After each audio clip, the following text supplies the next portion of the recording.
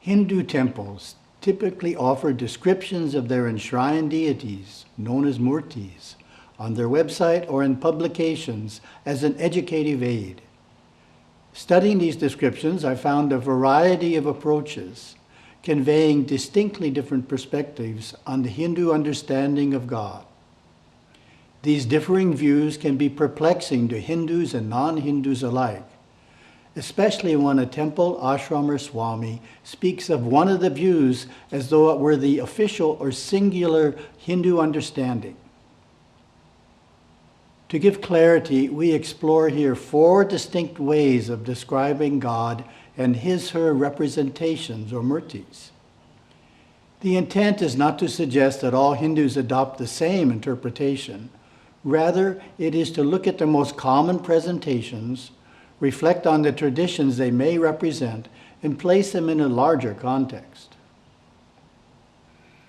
The first type of presentation is based on the popular idea thought to originate in the Puranas, that a trinity of separate gods, Brahma, Vishnu, and Shiva, perform the basic functions of creation, preservation, and destruction, respectively. The Puranas are Hindu folk narratives containing ethical and cosmological teachings about God, gods, mankind, and the world. A multiplicity of gods and goddesses are described and their exploits told in symbolically rich stories. The 18 major Puranas are classified as secondary scripture, known as Smriti. Temples that have prominent shrines to both Shiva and Vishnu often adopt the Trinity perspective to explain what otherwise might appear to be 2 supreme gods under one roof. This view asserts that God Shiva, represented by the Shiva Lingam, is the Lord of destruction. Sri Vishnu, represented by the Venkateshwara Murti, is the Lord of preservation. This is presented, for example, on the website of the Shiva Vishnu Temple in Livermore, California. A serious problem arises from this description, for it wrongly depicts Hinduism as polytheistic, believing in multiple gods without any of them being supreme. In reality, the temple's Saivites look to Shiva as supreme, while the Vaishnavites regard Vishnu as ultimate. It also generates more questions than answers. Why is Lord Brahma, the third part of this trinity, so rarely enshrined? Why do we find Shakti as the main deity in so many temples when she is not part of the trinity? There are other ways to interpret the trinity. In Bali, while temples are built separately for Brahma, Vishnu, and Rudra, the belief is that this threefold divinity is a one divine being called Sangwang Vidhi. Now to a second type of presentation, which arises from the Smarta tradition, one of Hinduism's 4 primary denominations, along with Saivism, Vaishnavism, and Shaktism. Generally, Smartas do not regard the deities as real, conscious spiritual beings, but as symbols of a one spiritual reality. Consider the teachings of Swami Tejo Mayananda, head of Chinmaya Mission. The truth pointed out in all the Puranas is that there is only one absolute reality, Brahman, from which everything has emerged. In the Ganesha Purana, that reality will be indicated by the word Ganesha, while in the Shiva Purana, the name Shiva will be used to refer to that reality. Although all deities have a second identity in charge of particular cosmic functions and are also known in their various incarnations on earth, that is, Vishnu is Rama and Krishna, their absolute identity is the same. As it is said, truth is one. Sages call it by many names. When we realize this, we will not become confused. This perspective emphasizes the belief of the Advaita Vedanta philosophy of the Samartha denomination that the one reality, Paramatma, manifests through the various deities. When we worship any of the murtis, Shiva, Vishnu, etc., it is actually Paramatma that we are worshiping. Temples that have a wide array of deities may tend to be inclusive by emphasizing Hinduism's diversity in descriptions of their temple murtis. Some may cite the same Vedic verse that Swami Tejomayananda refers to, Ekam Sat Vipla Bahuda Vadanti. Often translated as truth is one, sages express it variously.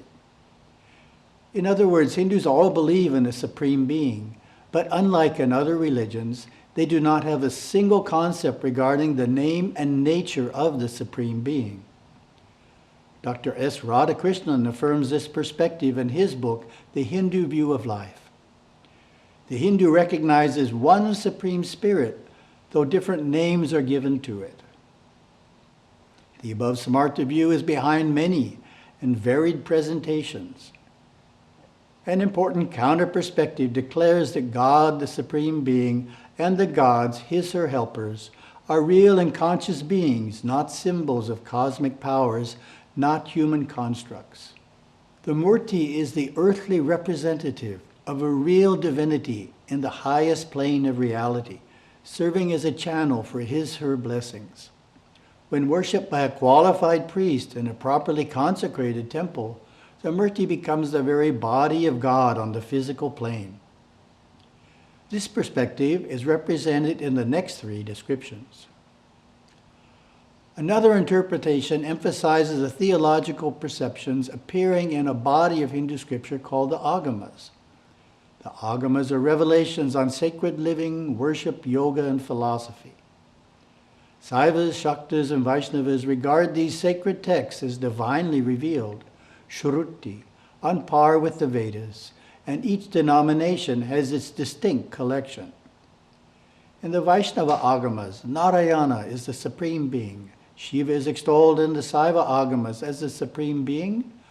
All the Agamas looked at creation, preservation, and destruction as three powers wielded by the one supreme being, and not by a trinity of separate gods. Most priests serving in North American temples have been trained in either the Vaishnava or Saiva Agamas, and some in both. In 2014, I attended a grand consecration of the Hindu temple of Greater Fort Worth in Texas. One of the priests explained that the Shivalinga Murti was being installed according to the traditions of the Saiva Agamas, and the Murti of Venkateshwara was being installed according to the traditions of the Vaishnava Agamas. For the benefit of visitors, when a temple's Murti is described according to the Agamic perspective, it is helpful to identify the denomination. For example, to Vaishnava Hindus, the image of Sri Venkateshwara is considered the supreme being, God Vishnu. The temple priests are performing worship of him according to the text of the Pancharatra Agama. Likewise, to Hindus of the Saivite denomination, the Murti of the Sri Shiva Lingam represents the supreme being, God Shiva.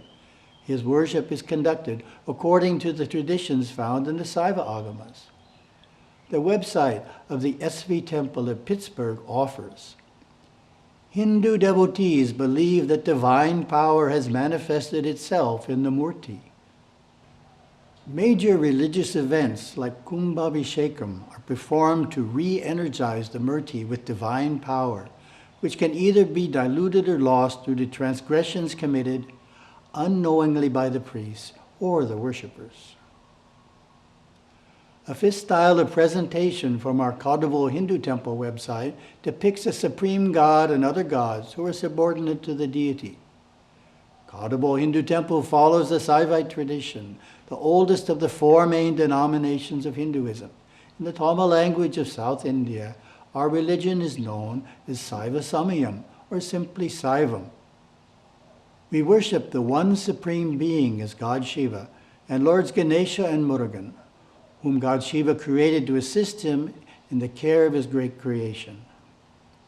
In Saivism, Shakti is God Shiva's manifest power and is not separate from him. This is depicted most clearly in the image of God Shiva as Ardhinarishvara, whose left side is female and right side is male.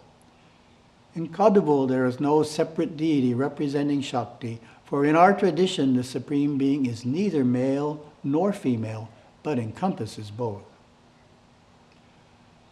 At the Sri Kailas Ashram in Bengaluru, the ultimate divinity is worshipped as the goddess. In Sri Vidya tradition, she is known as Raja Rajeshwari, Lalita, or Tripura Sundari. She is visualized as an exceedingly charming lady, three-eyed and four-armed.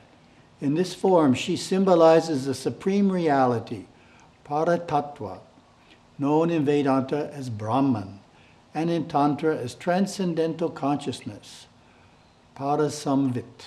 She presides over Sri Chakra, the mystical diagram, either linear, Rekha, or iconic, Meru, bestowing liberating insight into the nature of the world and into the nature of reality. Our informal study certainly reveals the rich variety of Hindu perspectives on the divine. This article is not suggesting that all temples adopt the same view of God in the Murtis.